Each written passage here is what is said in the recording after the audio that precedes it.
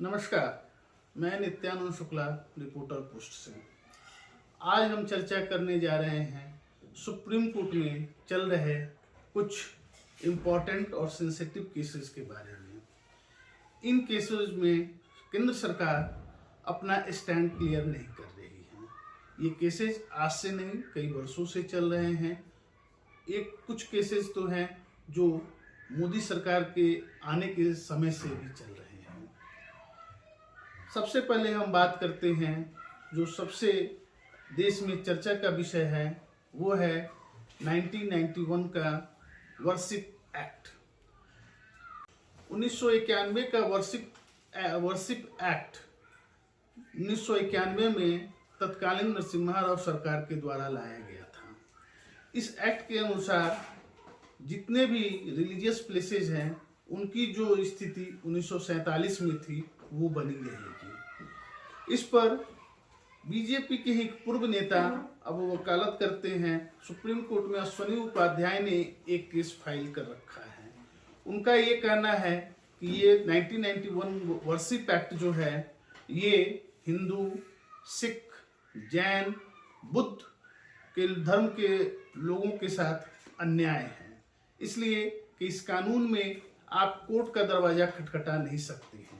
आपको जो 1947 की स्थिति थी वो बनी रहेगी। आप इवन कोर्ट से भी इसका कोई हल नहीं ले सकते हैं।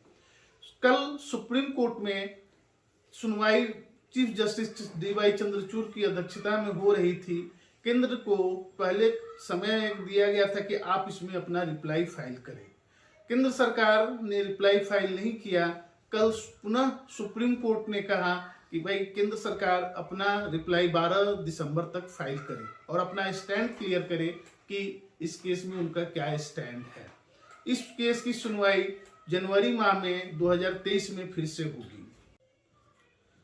अश्विनी उपाध्याय ने जो अपना केस फाइल किया है उसमें उन्होंने कहा है कि the 1991 act was enacted in garb of public order which is a state subject schedule 7 List 2 Entry 1 and places of pilgrimage within India is a state subject Schedule 7 List 2 Entry 7. So the center can't enact the law.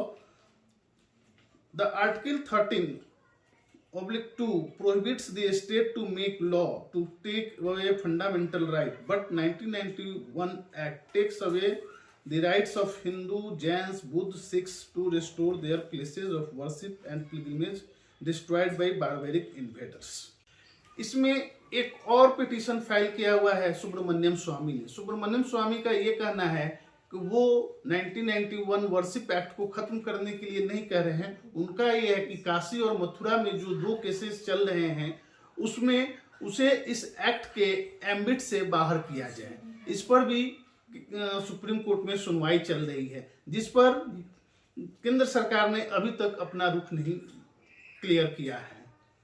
हम दूसरे case की बात करते हैं जिस पर भी centre आज तक अपना स्टैंड क्लियर नहीं किया है।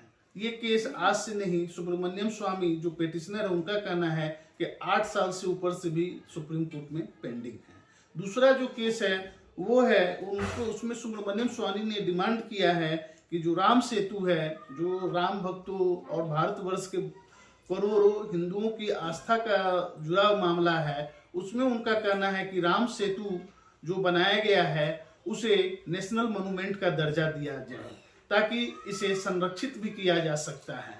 इस पर भी केंद्र सरकार अपना स्टैंड क्लियर नहीं कर रही है। बार बार में सुप्रीम कोर्ट सेंटर से अपना स्टैंड क्लियर करने के लिए कहता है, लेकिन सेंटर अपना स्टैंड इस मामले पर नहीं कर रही है।